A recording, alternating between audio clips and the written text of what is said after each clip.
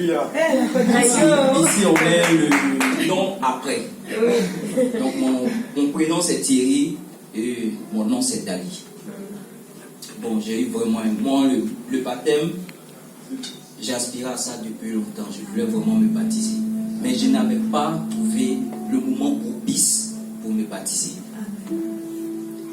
Quand j'avais des problèmes, j'étais au pays encore, j'avais fini mon bac et tout ça, je cherchais à aller en Europe forcée.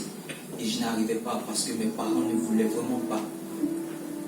Et j'ai eu la bourse pour aller en Russie, où j'ai fréquenté.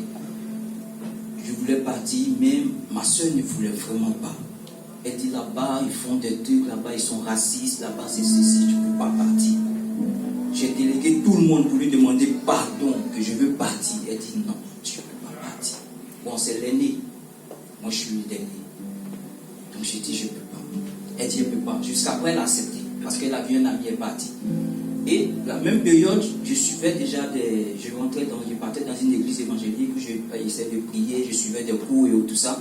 Et on m'a demandé de me baptiser. Et je ne pouvais pas me baptiser parce que le temps était court. Donc, il m'a dit, si tu pars là-bas, cherche une église et baptise-toi. Bon, je suis arrivé là-bas aussi. Là-bas, ça commençait à être une vie autre.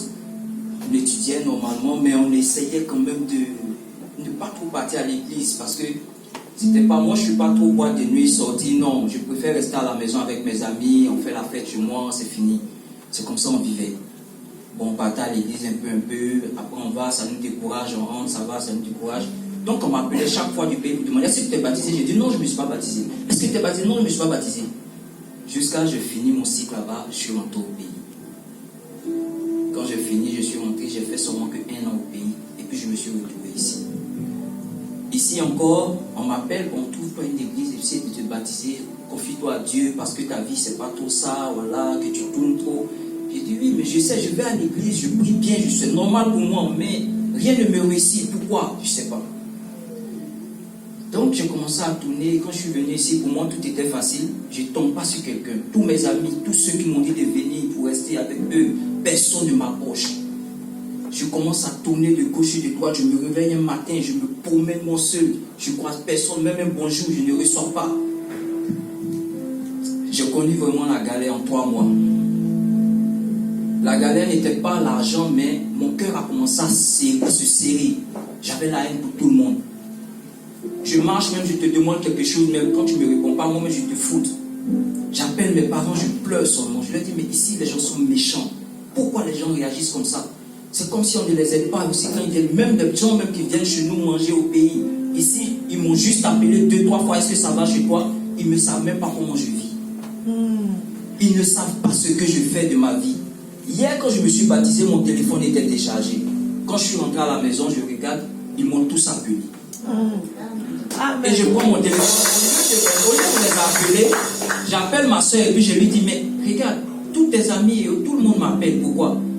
Elle dit, mais non, il y a longtemps que tu ne les as pas appelés. J'ai dit, je n'ai plus besoin d'eux. Amen.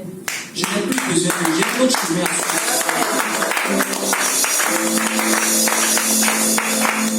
faire. Et comment j'ai croisé le frère, c'est le frère Israël en tout cas qui m'a envoyé ici.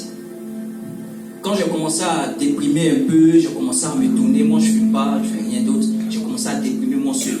J'ai commencé à me tourner, j'ai dit mais c'est moi, tout le monde est méchant ici, les pleurs toujours dans les larmes dans les yeux, tout ça, toujours je pleurais. Et un jour, je me promenais et j'avais pris 9 jours de jeûne, moi-même comme ça. Je marchais et puis quelque chose m'avait dit de prendre 9 jours de jeûne. Donc je dis, je vais prendre 9 jours de jeûne, pas pour autre chose, mais pour desserrer mon cœur, parce que j'avais vraiment mal. Et je méprisais tout le monde. Je te vois pas, tu m'appelles, ou même au téléphone, je te dis ce que j'ai à te dire, je raccroche. Parce que j'en avais marre, je ne voulais plus causer avec quelqu'un, c'est bon comme ça.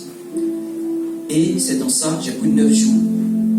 Mon 2e, 3e jour, 5e jour, où je sentais que je m'étais vraiment libéré, ça allait chez moi. Et j'avais confiance maintenant en moi. Je commençais à causer avec les gens, ça ne me disait rien, les amis et tout ça, ça ne me disait rien. Et un jour, on me donne un numéro, on me dit appelle la personne. Qui va te trouver un boulot, quelque chose que tu as fait. J'ai dit, mais j'ai toujours fait confiance aux gens, mais je ne sais pas comment régler ça. Bon, ok, il n'y a pas de problème. Je prends le numéro, j'appelle du matin jusqu'au soir, le téléphone ne passe pas. Donc le soir, aux environs de 21h, 22h, je commence à me promener un peu, marcher un peu pour regarder. Et je tente le numéro, il décroche, le frère Israël. J'ai dit bonjour monsieur, il dit bonjour. J'ai dit non, on m'a dit de venir vers vous, voilà. Il a commencé à rire. J'ai dit mais pourquoi il rit encore? Il va encore me fouder, encore bien me dire des trucs et puis me laisser comme les autres. Bon ok, il n'y a pas de problème. Il me dit bon ok, demain on se voit. J'ai dit ok, il n'y a pas de problème. Donc demain je cherche à le voir, je tourne, gauche, droite, je tourne. Il me donne un rendez-vous, on se voit, on se croise. Mais je vous assure que dès que je le croisais, c'est comme s'il me connaissait, ça faisait 7 ans. Amen.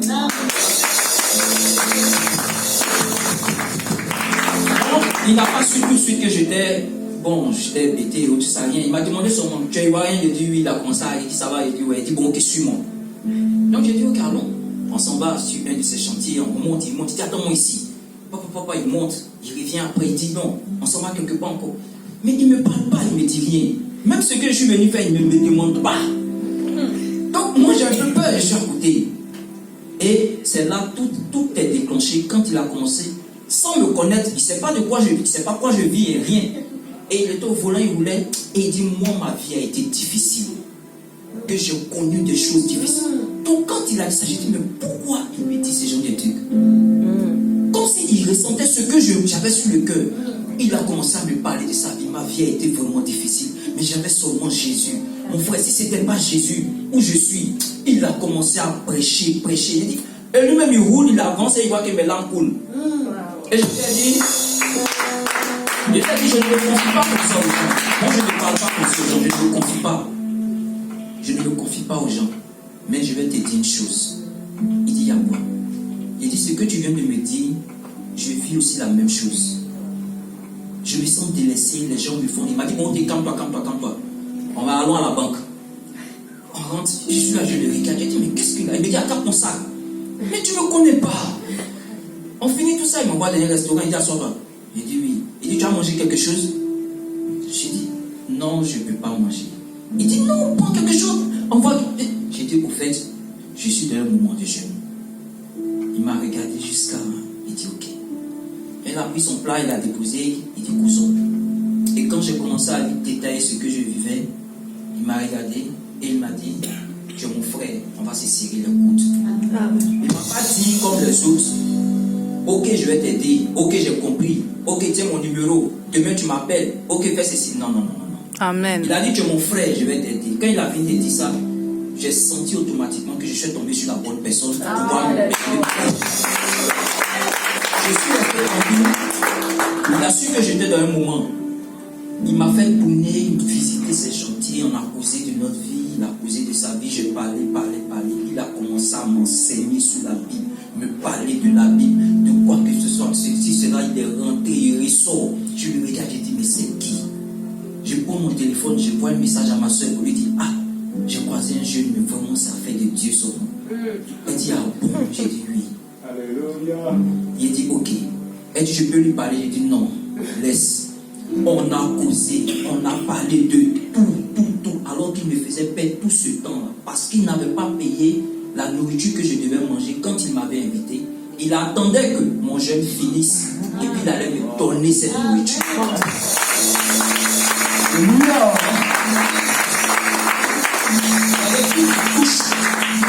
Il y a des trucs qui touchent le cœur. Yes. Et il m'a envoyé, quand il m'a dit, il est l'heure pour toi de couper. Je dis, il dit, trouve un coin, tu vas manger.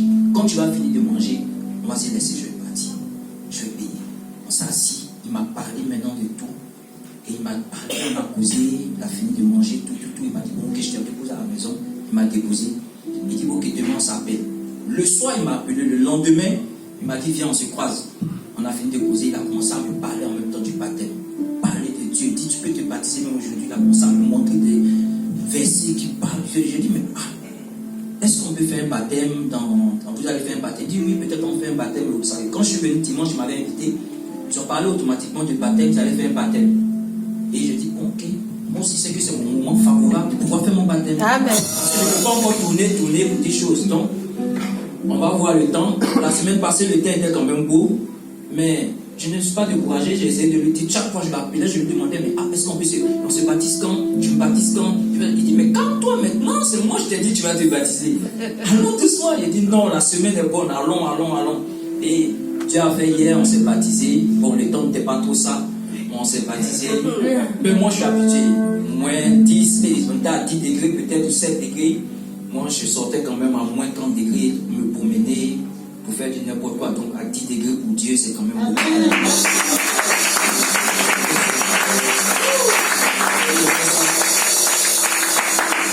La seule chose qui me marque le plus, c'est vrai que je me suis baptisé, c'est vrai que tout a changé, parce que depuis que je l'ai connu, on est toujours ensemble, on cause beaucoup, on parle de Dieu, il me permet même de lire la Bible, parce que quand il cause de Dieu, quand il me parle de la Bible, après quand j'arrive à la maison, je prends moi-même, je relis, je dois dire, ouais, c'est que c'est ça, quand je ne comprends pas, je lui demande un peu, il m'explique, mais je sais au fait, je prie Dieu maintenant d'être vraiment fort dans la foi, de pouvoir continuer vraiment sur cette étape, rien ne me touche, rien ne me blesse, mais au fait, il me donne plus de courage de pouvoir avancer dans ce que je fais.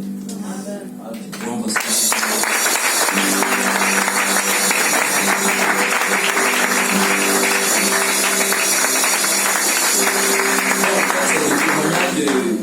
du baptême, vraiment notre vie est, vous savez que notre vie est comme ça, donc on ne peut pas trop parler. Ce que Dieu a fait pour nous, Amen. On ne peut que lui dire merci en l'adorant, en parlant de Dieu, en faisant tout. Mais je l'ai suivi un jour dans comment on appelle ça, une évangélisation. J'espère qu'il va me mener aussi. Alléluia.